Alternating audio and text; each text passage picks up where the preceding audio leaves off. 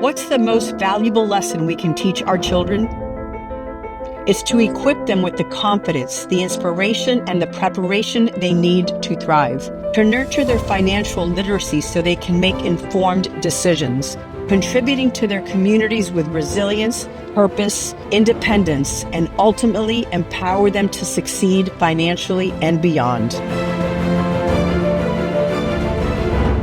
I think in school we need to do more to teach people around financial literacy, actually putting those skills to work. I was an alumni and it definitely changed my life, and it's really amazing to get back.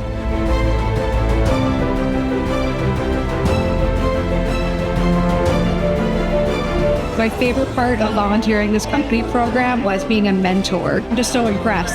These students are phenomenal, and I'm really excited to follow their careers and see them be the next future leaders of our community.